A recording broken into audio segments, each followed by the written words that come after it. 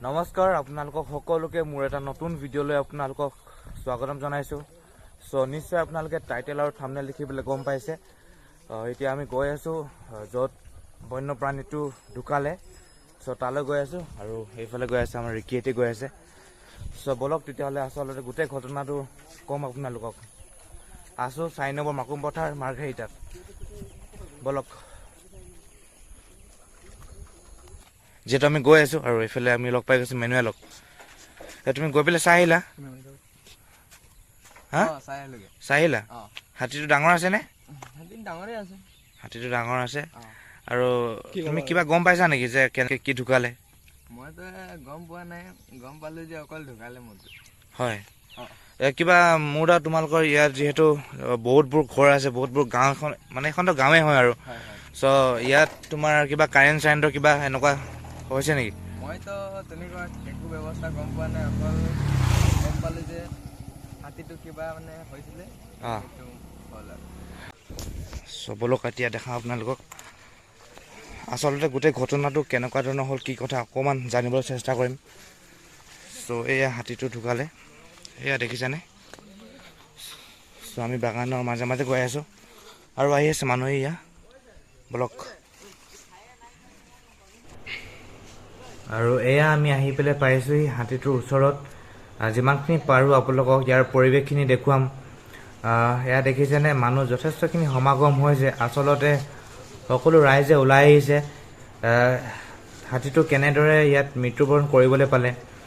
এই গোটেই ঘটনাটো আচলতে এটা ৰহস্যময় হৈ পৰিছে। চাই থাককচোন ভিডিঅ'টি, অলপ আগুৱাই গৈ থাকোঁ, সকলো দেখাম আপোনালোকক।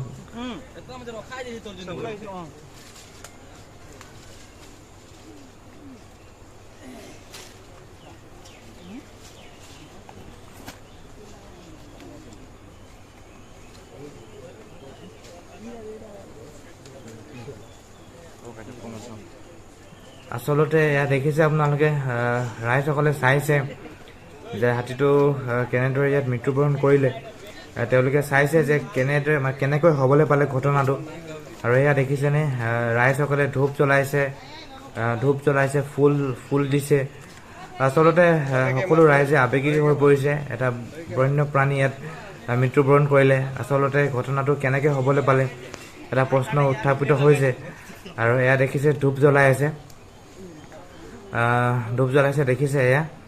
আৰু হাতীটো পৰি আছে একেবাৰে ফেঞ্চিঙৰ মাজত, আৰু সকলো ৰাইজ আছে। এয়া দেখিছে আপোনালোকে, হাতীটো পৰি আছে একেবাৰে ফেঞ্চিঙৰ যোনখন ফেঞ্চিং থাকে মানে মাজত পৰি আছে। সেইকাৰণে চাই থাককচোন ভিডিঅ'টি। চ' দেখিবলৈ পাৰিছে আপোনালোকে, এয়া বাগাজটোক খাই মেলি ইয়াৰ পৰা এইফালে গৈছিল। দেখাই দিয়াচোন, এই দেখিছেনে, তাতে পৰি আছে বন্যপ্ৰাণীটো। আৰু যিমানটোলৈকে মই তথ্যখিনি গম পাইছোঁ, হাতীটো আহিছিল সেইফালৰ পৰা আহিছিলে। আৰু যিমানখিনি মই জানিছোঁ মানে, ইফালে যোনখিনি মানুহ আছিলে, চ' তাহাঁতে কৈছে যে হাতীটো এইফালে পাৰ হ'ল, কিন্তু ইয়াৰ পৰা ইয়াত বাগাজ খাই মেলি ইফালে গৈছিলে। তো যিহেতু গ'ল, তো হাতীটো ঘূৰি অহা নাই। তো কেছটো অকণমান বেলেগ ধৰণৰ হৈ আছে ইয়াত। চ' মানুহবিলাকে কৈছে ইয়াত কাৰেণ্টৰ কিবা আছে। চ' চাওঁ কিমান কি হয়। গোটেইখিনি এতিয়া আহিব ফৰেষ্টৰ, গোটেইখিনি তদন্ত চাব।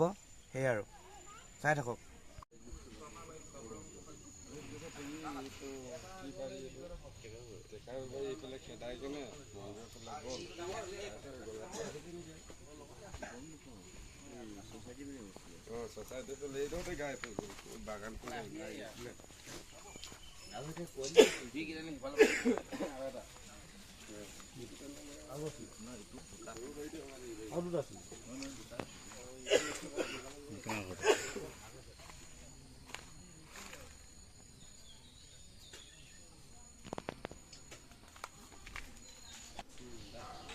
আৰু এয়া দেখিছেনে, ফেঞ্চিঙৰ ওপৰতে আচলতে হাতীটো পৰি আছে।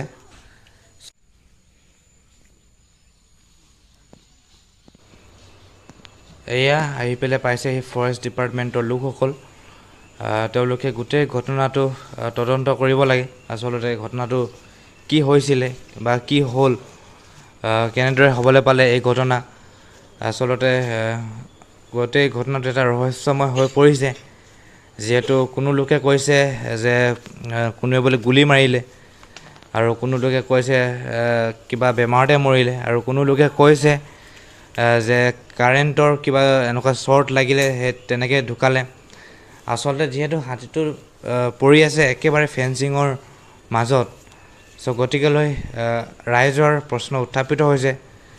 গতিকে ফৰেষ্ট ডিপাৰ্টমেণ্টৰ লোকসকলে সকলো বস্তুবিলাক চালি জাৰি চাই এটা যাতে সিদ্ধান্ত দিয়ে। ত' এতিয়া আমি গৈ আছোঁ ঘৰলৈ, আৰু সঁচাকৈ গোটেই ঘটনাটো এটা ৰহস্যময় হৈ আছে, আৰু আমিও যথেষ্টখিনি আৱেগিক হৈছোঁ।